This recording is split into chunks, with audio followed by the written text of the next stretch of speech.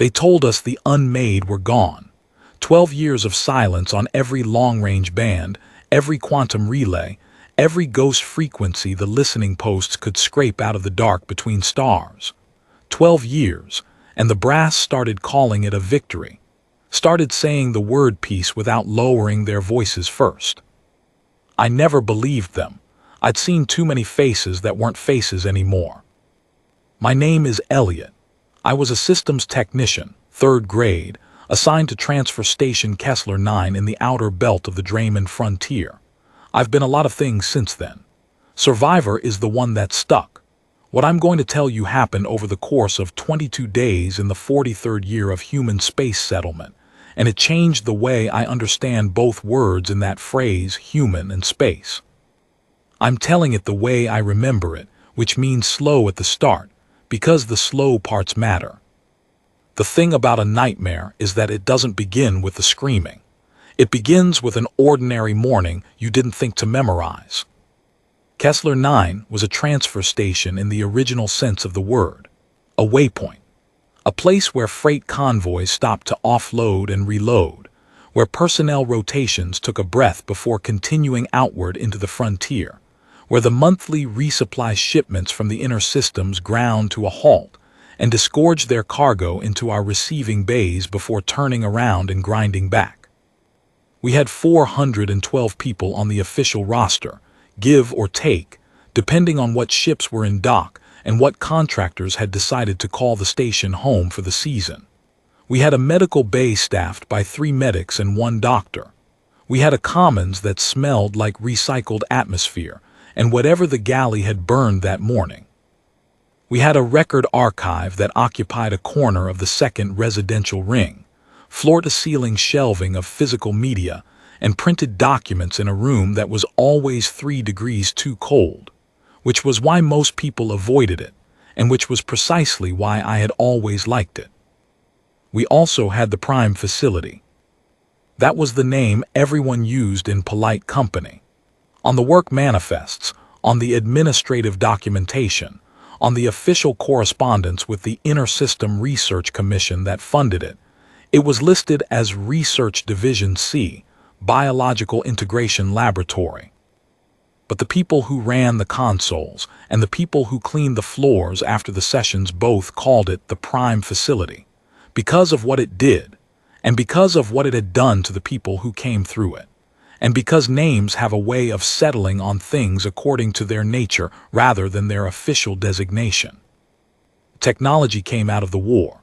14 years earlier, when the Unmade were still burning colonies in the outer rim, hull breaches, atmospheric venting, entire stations going silent between one resupply run and the next, some researcher at a facility I will decline to name made a breakthrough that the press called miraculous and that I called, even then, something we were not ready for.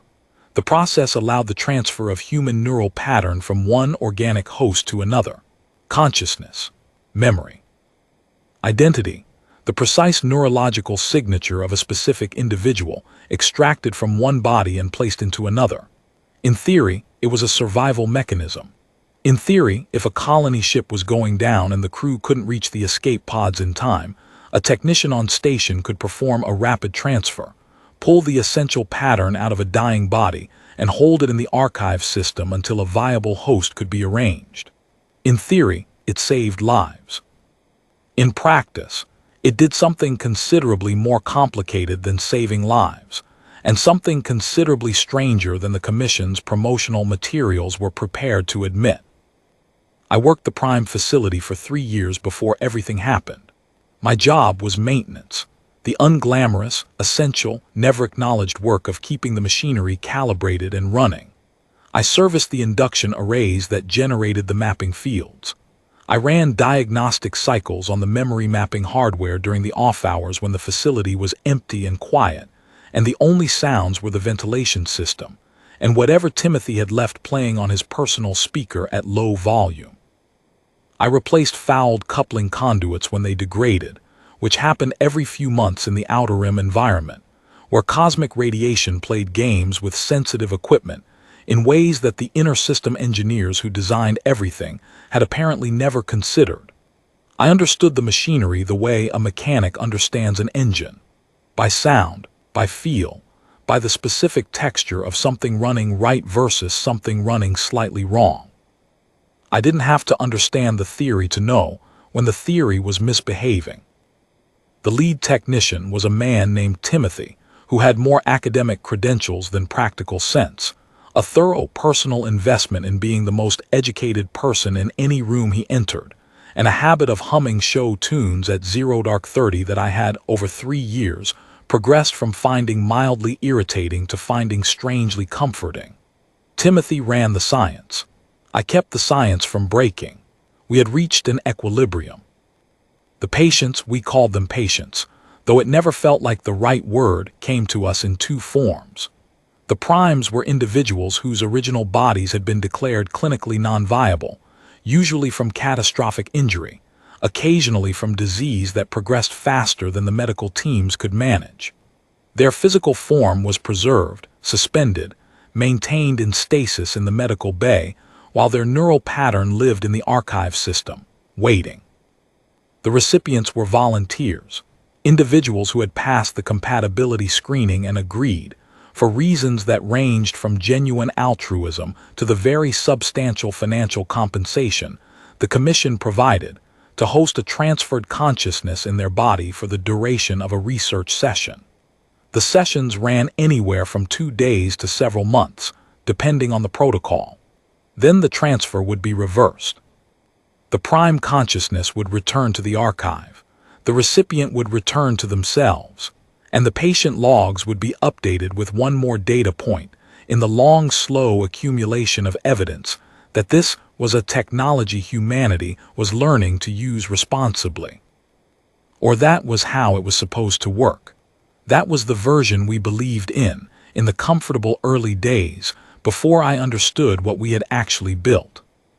Alexis Prime was patient number 44 in our rotation. She'd been a cartographer, outer rim survey work, the kind of job that required equal parts technical skill and the specific psychological tolerance for long periods of isolation in very small ships in very large darkness. She'd been mapping ore deposit formations in the Draymond outer fringe when her ship took a debris collision. Massive cranial trauma. Her body had been preserved by her crew in the 37 minutes before the rescue ships arrived, but the neural assessment at the receiving facility said the damage was non-recoverable. She was 28 years old. Her family had signed the transfer authorization. The prime facility had processed her intake, mapped her pattern, and stored her in the archive to wait for a compatible recipient. She came through in the body of a woman named Rachel, a volunteer from the 2nd residential ring who had done 2 prior sessions without reported incident. Rachel was 26, thorough, professionally composed, the kind of person who read the full terms of any agreement before signing, which was exactly the profile the program wanted. The compatibility matching had been good. The transfer had gone smoothly by the metrics. I met Alexis, the version of Alexis living in Rachel's body, which was the only version I ever knew on her 3rd day post-transfer. She was sitting in the commons at one of the corner tables, holding a coffee mug in both hands the way you hold something when you want the warmth from it rather than the contents, and staring across the room at the entrance to the record archive, with an expression I couldn't immediately classify. "You're the tech," she said, without looking up as I sat down. "Elliot," I said, "systems maintenance, you've seen me around the facility. I've seen you watching the machines like they're going to say something interesting." She finally looked at me. "I used to watch instruments the same way, survey equipment. You develop a sense for when they're about to give you something you didn't expect." "Timothy knows the theory behind the machines," I said. "I know what they do when the theory isn't cooperating." Something shifted in her expression, an approximation of a smile, careful at the edges. "I keep dreaming about a man with no face," she said. I set my coffee down on the table. "That's not in the standard briefing documentation for transfer patients." "No," she said, "I know, I read all the documentation." "Have you logged it with the session observers?" She looked at me steadily. I'm logging it with you, she said. I should have logged it formally that morning, with the session observers, through the appropriate channels. I've spent a significant portion of the year since asking myself why I didn't, and the honest answer is not flattering. I didn't log it formally because Alexis was the first patient in 3 years of working that facility who had ever talked to me as though I were a person worth talking to rather than a necessary component of the infrastructure. And I didn't want to turn whatever this was into a clinical transaction. That's the human failing, right there. Personal connection before operational protocol. It has killed us more times than any weapon the Unmade ever carried, and it has also saved us in the end, but I'll get to that. The dreams continued. Over the following 2 weeks, Alexis described the faceless man to me in enough detail that I could have drawn him if I were the kind of person who drew things. Tall still, wearing a dark environment suit with the visor fully opaqued, not reflective, not tinted, simply featureless, as though whatever surface was where the face should have been had declined to reflect light. He appeared in doorways. He stood at the far end of corridors, at the exact distance where you could make out a form but not a feature. She saw him in darkened viewports when she looked up from her bunk in the middle of station night, a reflection that shouldn't have been there. He doesn't do anything, she told me one evening in the archive room, sitting across from me at one of the reading tables. Keeping her voice low out of what I was beginning to understand was an instinct for privacy that went beyond normal caution. He doesn't gesture or speak or approach. He stands there, like he's waiting for me to recognize him. There's a documented phenomenon called transfer bleed, I said. Residual psychological material from the recipient's subconscious that gets tangled with the transferred pattern during mapping. Rachel may have had anxieties she didn't disclose in her screening. The process isn't perfectly clean. I know what transfer bleed looks like, she said. It presents as disorientation, confusion about personal history, difficulty distinguishing between the transferred pattern's memories and the recipient body's implicit memory. It presents as noise. What I'm experiencing is not noise. She set her hands flat on the table. This is a message. From who? She looked at me for a moment. From whoever Rachel was, she said, before she went under. I didn't sleep well that night. I told myself it was the carbon scrubbers running an uneven cycle. They produced a low harmonic at certain intervals that some people found disruptive, and I half believed it. Timothy called me in 4 mornings later, at the start of the first shift, which was unusual enough that I noticed it before I even sat down. He had pulled up the diagnostic display on his primary workstation. The waveform patterns for patient 44 were layered on the screen, the overlapping signatures of 2 neural identities coexisting in the same biological architecture. It looked like 2 radio signals sharing a frequency band, each distinct, each preserving its own structure. This was normal. This was exactly what a successful transfer looked like in the monitoring data. But there was a third pattern. Faint, not quite regular, occupying the spaces between the 2 primary waveforms like something that had learned to move through the gaps. It was different enough from both human signatures that your eye wanted to classify it as instrument noise, but it moved with too much coherence for that. Static doesn't maintain the same interval patterns for 6 consecutive days. What is that? I said. I'm not certain, Timothy said, which was the closest he ever came to admitting he didn't know something. How long has it been there? I first noticed it 4 days ago. It was present in earlier data. I went back and checked. It may have been there since the initial transfer. He closed the display. I need you to not discuss this with the patient. She already knows something is wrong, I said. She's described recurring. Elliot? He looked at me, and his expression was the expression of a man who had followed every available procedure and arrived somewhere the procedures hadn't prepared him for. I need you to not discuss this with the patient. I need time to consult with the commission before we make any determinations. I said I wouldn't. I meant it when I said it. That was the weak things on Kessler-9 began to change the way that things change when something is wrong, which is to say, gradually, and in ways that only look obvious in retrospect. Harry Connell was a freight coordinator, 9 years on station, a man whose professional identity was built entirely on the precision of his cargo manifests. He made the same kind of error 4 times in 6 days, wrong bay assignments, containers logged to the wrong ship, quantities that were off in small but consistent ways. None of the errors were large enough to trigger an automated flag. All of them were the kind of errors that a man who understood the system's rules but not its underlying logic would make. The rules say this container class goes in these bays. The logic says that in practice, because of the maintenance schedule on Bay 4, you always use 5 and 6 first. Harry had known that for years. He knew it the way you know which stairs creak in a house you've lived in long enough, not as a fact you could recite, but as a habit your body carries without conscious attention. He'd lost the habit. Michael Greer, from engineering rotation, stopped taking his coffee. I noticed this on a Tuesday and spent 3 days telling myself I was imagining it. Michael was a 3-cup-before-shift man, had been for as long as I'd worked alongside him, the kind of deeply ingrained daily routine that amounts to identity as much as preference. On Wednesday, he sat down at the Commons table and didn't touch the mug in front of him. On Thursday, the same. I watched him from across the room, and he sat with the full cup cooling in front of him, and looked at it once, briefly, with the expression of someone studying an object they've been told has significance but can't personally verify.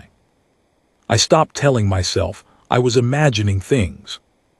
I started watching hands, specifically the hesitation in them. The way a transfer patient in the early days post-session reaches for something with a fraction of a second's delay between intention and action, because the transferred consciousness knows where the object is but the body's proprioceptive memory hasn't caught up. It's barely visible. You have to be looking for it. After 3 years of watching patients come through the Prime facility, I developed an eye for it, the way you develop an eye for the warning signs of machinery beginning to fail. I started seeing it everywhere. Leland Helm was the station administrator, former Navy, efficient, methodical, old school in the best sense, the kind of man who had built his professional reputation on the premise that established procedures existed, because someone before him had learned the hard way that improvising in the dark is how people die. I had a scheduled meeting with him 10 days after Timothy's warning, technically about the maintenance rotation for the induction arrays, which needed a calibration overhaul before the next quarterly inspection. Helm asked the right questions. He engaged with the right concerns. He approved the maintenance schedule without argument, and when I stood to leave, he stopped me. "Elliot," he said, "how long have you been assigned to this station?" 7 years, I said. He nodded slowly, with the aspect of a man confirming a calculation. 7 years. He looked at me. And the Prime facility has been operational for how long? 3 years, I said. There was a pause. It lasted perhaps 2 seconds. In those 2 seconds, I saw something in Helm's face that I could not have accurately described then and cannot accurately describe now, except to say that it was not wrong in the way that wrong things are usually wrong. It was wrong the way a perfect replica of a familiar object is wrong. Everything in its correct position, nothing out of place, and yet something essential absent from behind the surface. "Thank you," he said. "That will be all." I went to find Alexis. She was in the record archive, as she often was. She'd taken to spending hours there, ostensibly reviewing cartographic survey data from the Draymond Outer Fringe. She'd requested access to the physical archives under the cover of research interest, and nobody had questioned it. The archive was one of the few spaces on Kessler-9 that was purely analog. No integrated sensors, no live network access. The kind of room where nothing you said was being passively logged by the environmental monitoring system. I sat across from her at one of the reading tables and told her about Helm. I told her about Harry. I told her about Michael's coffee. I told her what I'd been watching for and what I'd been seeing in the hands. She listened without interrupting. When I finished, she set down the document she'd been reviewing and was quiet for long enough that the ventilation system completed a full cycle and began another. Before I died, she said, she'd started saying it that way with that directness which I respected then and respect more now. I was mapping the Draymond outer fringe, Sector 7 Bravo, 2 light years past the last colony marker, which means past the last territory any survey ship had any practical reason to go. She picked up the document and set it back down, a nervous gesture, the first I'd seen from her. My ship found something.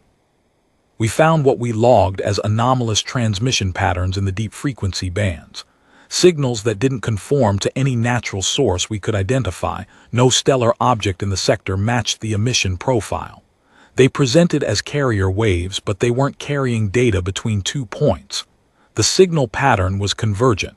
It was moving towards something, being pulled into something or pulling itself into something, something with mass.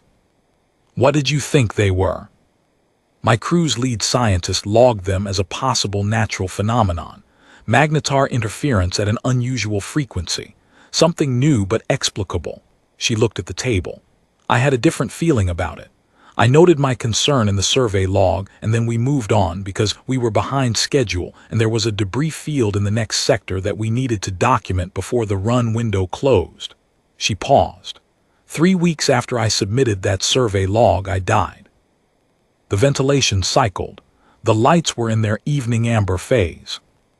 The hollow signals, she said. That's what I called them in my own notes. They weren't carrying information through space. They were moving through matter, looking for a receiver. She looked at me. We built them the best receiver imaginable. We built a machine that creates a bridge between one consciousness and another, with a central archive that every bridge runs through, and we put it on a station in the outer rim 2 light years from where I found those signals. And then we operated it for 3 years and processed 43 transfers. I felt the cold arrive in my chest, the way cold arrives in a ship with a compromised hull, not all at once, but spreading, settling into every available space. They're in the archive, I said. They were in the archive from the beginning, she said. Every patient who was processed through this facility was a new bridge. The archive is the hub. Everything that moves through the archive moves past whatever is in the archive with it. And the primes, the stored patterns. 43 of them, she said, and whatever rode in alongside each one. They're not an army, I said. It came out slowly because I was thinking as I said it. They're a signal. They've always been a signal. They chose us, Alexis said, because we build doors, because we can't help it, because reaching into the dark and building roads and bridges and relay stations and transfer facilities and propping them open is what we do. She was quiet for a moment. The war 12 years ago, it didn't end because they stopped attacking. It ended because they found a better approach.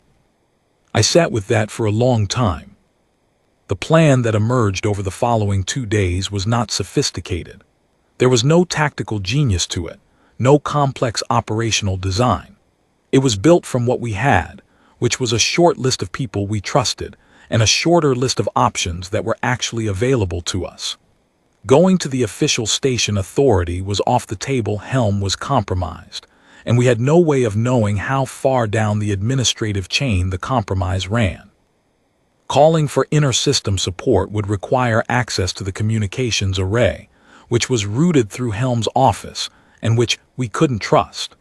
Fighting was a bad option because the station was sealed and we were outnumbered, and we didn't know with any certainty how many people were still themselves. Mallory Sousa was a medic from the 3rd residential ring, and one of maybe 11 people I was reasonably certain had not been through the Prime facility's processing in any form. I knew her from Rachel's prior sessions. Alexis had a memory of her, from Rachel's body, and the memory was precise enough that I trusted it more than I trusted most of my own assessments. Mallory knew about the archive's manual physical lockdown, a switch installed by the original construction team designed to physically cut power to the archive system in case of a catastrophic data corruption event. Analog.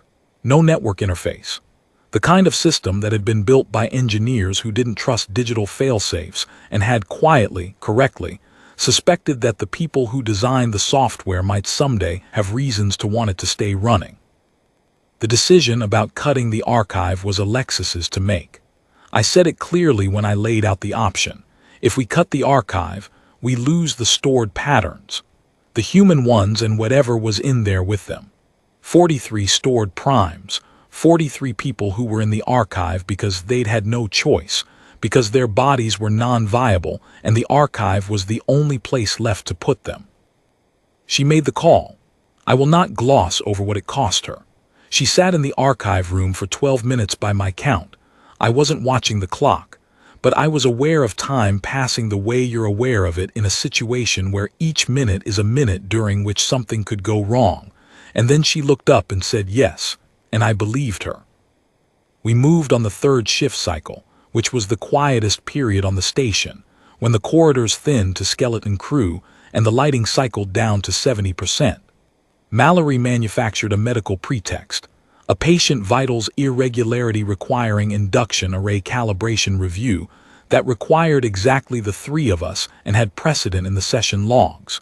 We brought Gustavo, my repair partner, as escort cover. We brought two others from the certain column. Timothy was in the facility when we arrived.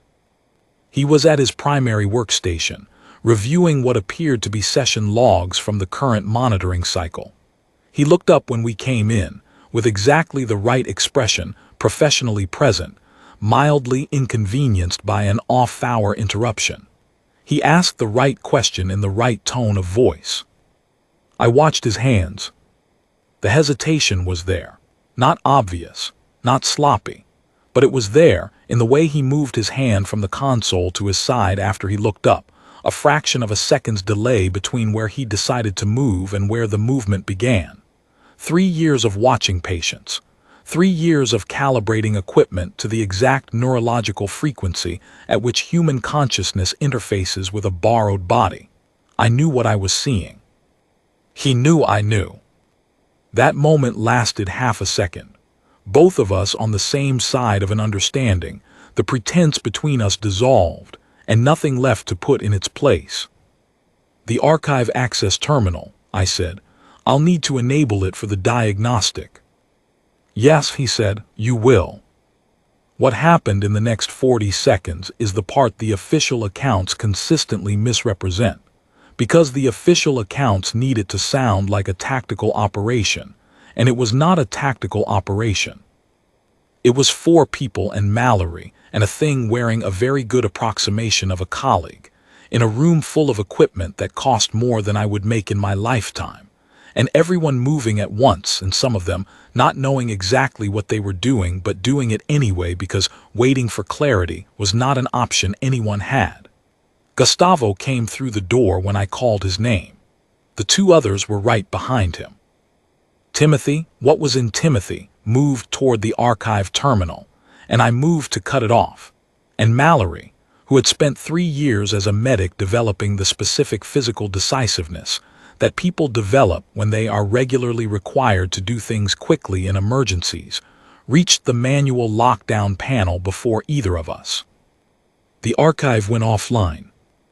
It made a sound like a long breath released, a pressure coming off the air. Timothy, the thing in Timothy, stopped. Mid-step, mid-reach stopped, like a machine whose power had been cut. It didn't fall. It stood utterly still for perhaps 5 seconds, and then slowly, over the course of another 5 seconds, it sat down on the floor. It held its hands out in front of it and looked at them with the specific expression of someone who has just returned to awareness of a body after a long absence and is taking inventory. When it finally spoke, it was Timothy's voice. It said, "What day is it?" Timothy survived. I want to be clear about that. He came back diminished, in ways that are difficult to quantify and that he has spent years working to recover from, but he came back. He knew who he was. He knew who we were. He answered our questions about the timeline and the scope of the infiltration with the cooperation of a man who had been through something he was still processing, and who understood that we needed the information more than he needed to be alone with what had happened to him. What he told us was worse than I had hoped, and not quite as bad as I had feared. The archive compromise had been running for 2 years and 4 months. The initial contamination had arrived with the very first patient processed through the facility. Alexis was not the first or the last, but she was the 44th, and the compound effect of 43 prior transfers, each one a new bridge through the archive, had built the signal density to the point where the unmade presence on Kessler-9 had become functionally autonomous. They didn't need the original transmission path anymore. They had enough of a foothold in enough bodies to sustain and expand themselves without any connection to the source. Timothy told us about the extent of the contamination in a methodical, cooperative way that I found more unsettling than resistance would have been. He wasn't performing contrition. He was doing what he'd always done, working a problem systematically. He said, "The initial signal came through with the very first patient, before any of us had joined the facility, before I had arrived on Kessler-9 at all. It had found the archive the way water finds the lowest point. It hadn't been aggressive. It had been patient. It had waited in the substrate of the system, learning the architecture, learning the rhythms of the transfers, and when the time and the conditions were right, it had begun to extend itself into the stored patterns, and from the stored patterns into the session bridges, and from the session bridges into the people who had volunteered to open their doors." He said, "They are not malicious in the way that word usually means. They don't hate. They don't plan destruction. They are something old and stripped down and hungry, and what they are hungry for is the experience of being finite and bounded and mortal. They want to know what it is to have a body that can be injured, to have a history that can be lost, to have people they have known for so long that the knowing becomes its own kind of weight. They want all of it, including the grief. Especially the grief, because grief is the clearest signal that something mattered, and they have been formless for so long that the concept of mattering has become abstract to them." He said, "That is why they couldn't hold it. That is why the bodies they occupied had that quality I'd been reading as hesitation, as lag, as the gap between a borrowed instrument and the hand playing it. They could learn the habits and the language and the system knowledge. They could not learn the specific cellular memory of a life fully lived in a specific body, in a specific set of relationships with specific people over a specific span of years. They could navigate the station perfectly well. They could not love it the way someone who had spent 9 years threading its corridors in all weathers of their personal life had come to love it without ever deciding to." He said, "I'm sorry. I'm not sure what that means in this context. I know that it's what I feel." I told him to rest. We would continue when he was able. We had 81 people in the uncertain column after Timothy's debriefing. We cleared the station corridor by corridor over the following 6 hours, Alexis and Gustavo and me, with the others rotating through positions as we went. Alexis led every contact. She had the best eye by far, because she had spent weeks examining herself for the exact signs she was now looking for in others. She could read the hesitation in 5 seconds of watching someone cross a room. What that process was actually like is something I will try to describe accurately, because I've read the official accounts and they compress it into something that sounds manageable. It was not manageable. It was the hardest sustained thing I have done in my life, harder than the archive decision, harder than the confrontation with Timothy, harder than the weeks of pretense before any of it. You knock on a door. Someone opens it. You know them, you know their name, their rotation schedule, the way they take their breaks, what they complain about in the comments. You watch them for 5 seconds, and then you know, or you think you know, or you're 70% sure you know, and 70% is not the same as certain, and the person standing in the door is looking at you with an expression you can't immediately read, and you have to make a call.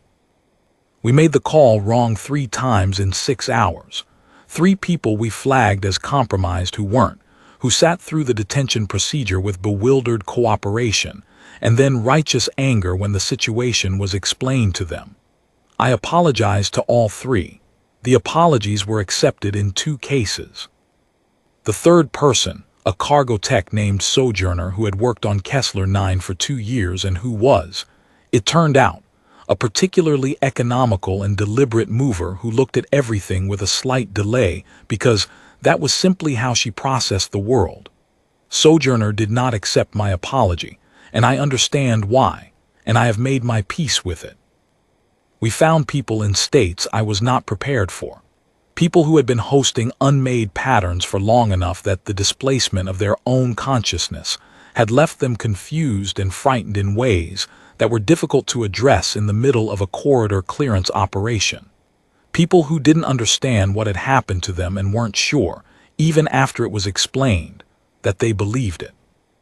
People who wanted to know where they had been while something else was using their body, and who I had to tell, honestly, that I didn't know, and that Timothy might be able to answer that question better than I could, and that we would make sure they had access to him as soon as the situation was stabilized. One man, a technician from the life support crew whose name was Vincent, sat down on the corridor floor when we found him and started crying with the specific relief of someone who has been a long way from themselves and has just found the road back. He wasn't compromised. He had been watching the same changes I had been watching and had been too frightened to tell anyone, convinced he was losing his mind, keeping his head down and his mouth shut and waiting for something to make sense. He had been alone with it for 3 weeks. I sat with him for 4 minutes while Gustavo and the others moved on to the next section. I told him he'd done the right thing by staying quiet, which was probably not strictly true, but which was what he needed to hear. Then I helped him up and we kept moving. The unmade who had been cut from the archive were diminished, not helpless but noticeably slower, operating with a fraction of the certainty they'd had before, like a signal with most of its power stripped. Several of them simply sat down when we found them, in the same way Timothy had sat down, hands out, returning to something. Others were more resistant. None of them were what I would call dangerous in the context of what they had been, with full access to 43 stored patterns and years of accumulated station knowledge behind them. We lost 3 people in the archive cut. 3 individuals whose neural patterns had been too entangled with the contamination over too long a period for the separation to leave enough of them intact. They were people I knew. I'm not going to write their names here, because their families deserve to hear that news in a different context than a retrospective account, and because some forms of accounting belong to the people who are owed them, not to the people who carry them. We found Leland Helm, the real Leland Helm, stored in a partition of the archive system that had been running as passive background process for 11 months. His body had been physically maintained in the medical bay. The unmade occupying it had apparently understood that a conspicuous absence would attract questions, and the transfer back was performed by Mallory over 4 hours with the equipment we had and the improvised procedures we could derive from the existing protocols. He came through intact, or close enough. The tremor in his left hand took 6 months to fade. The habit he developed of pausing at thresholds and checking his reflection in darkened viewports never left him. I understood the habit. I developed a few of my own. The Inter-System Commission arrived 4 months after we sent the first fully authenticated emergency transmission through the communications array. 4 months of running a station with a third of its roster under medical supervision, another third under observation, and a small group of thoroughly exhausted people trying to keep all the machinery functioning while processing what had happened to us. I have been tired in my life, in many ways, for many reasons. I have never been tired in quite that way again, and I consider that a mercy. The inquiry ran for 8 months. I gave testimony 4 times. Timothy gave testimony 7 times, which I considered excessive, but the commission representatives had a great deal of ground to cover, and Timothy was in a unique position to help them cover it. Alexis gave testimony once, for 6 hours, and then submitted 400 pages of supplementary documentation, the hollow signal survey data, her original personal notes, her analysis of the transmission patterns in relation to the archive compromise timeline. That was immediately classified at a level I do not have clearance to access. I know this because I tried once out of curiosity and a sense of entitlement I did not strictly have. The access denial was polite. The reversal process was completed 8 months after the clearing. Alexis came back to her original body on a morning in late station autumn, when the environmental controls had the common set to 14 degrees, and everyone was walking around in extra layers and nobody had gotten around to adjusting the thermostat. Mallory and I were both present. The commission's medical team led the procedure. It took 3 hours, and when it was over, Alexis lay on the table with her eyes open for a long moment, looking at the ceiling, and then looked at her hands. Her hands. Her original hands, the hands she'd had before the collision and the trauma and the archive and everything that followed. She moved them carefully. She reached out and touched the edge of the table beside her, and I watched the reach, and there was no hesitation in it. The proprioception was native. The body and the consciousness had found each other again. I walked her out of the Prime facility for the last time on a Friday afternoon. She stopped in the corridor outside the door and looked up at the overhead lights with the expression of someone checking whether a thing they half believed in might still be real. "Do you still dream about him?" I asked, "the faceless man."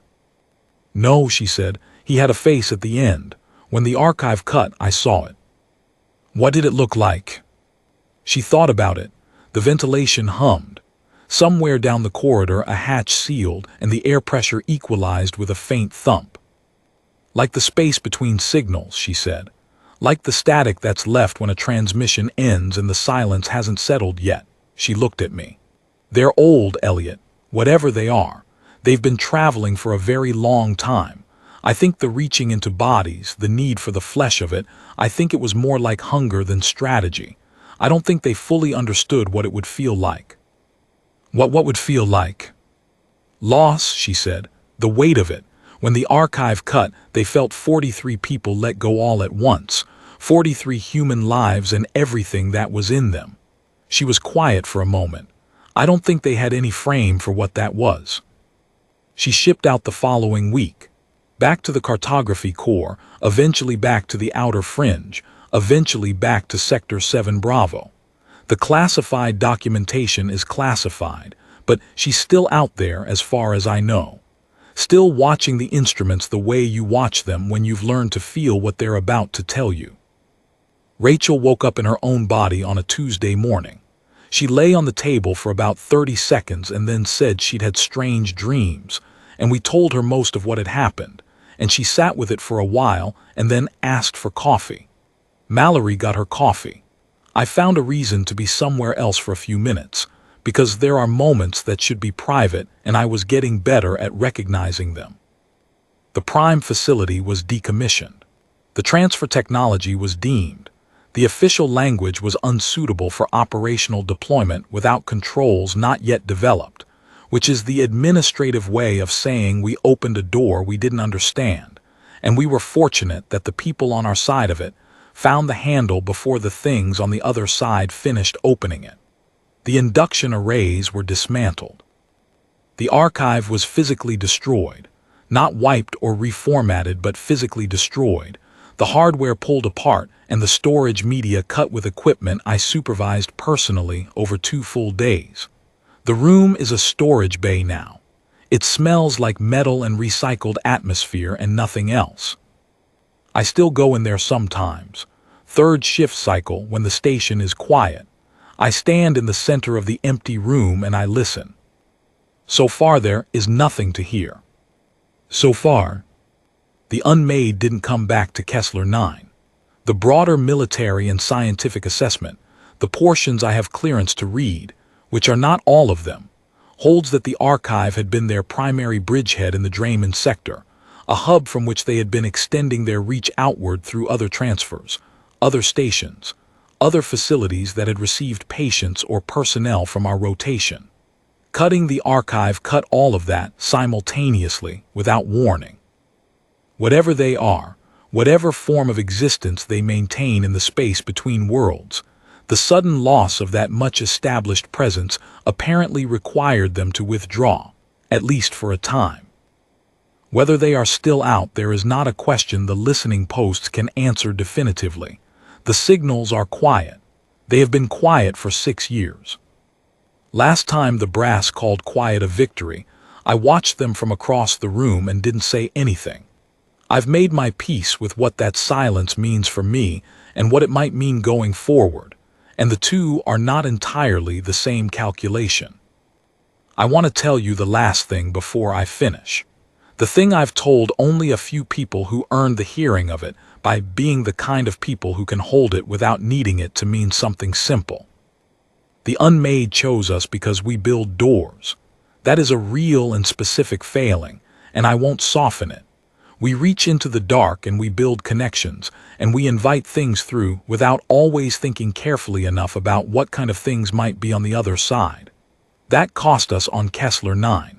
It has cost us in other places before, and it will cost us in other places again. But the Unmade also chose us because they wanted something we had. They wanted the body.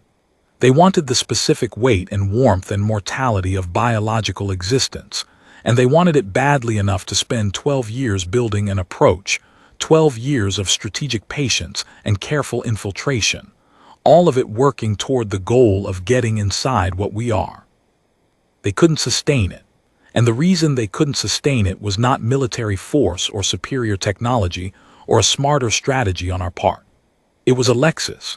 It was a woman who had died and come back, who had spent weeks sitting inside borrowed skin with borrowed hands and borrowed muscle memory, dreaming about a faceless man who was trying to tell her something, who had learned in that time to read the specific quality of absence left when a person is no longer fully themselves, who could see the hesitation in a reach across a room and know what it meant.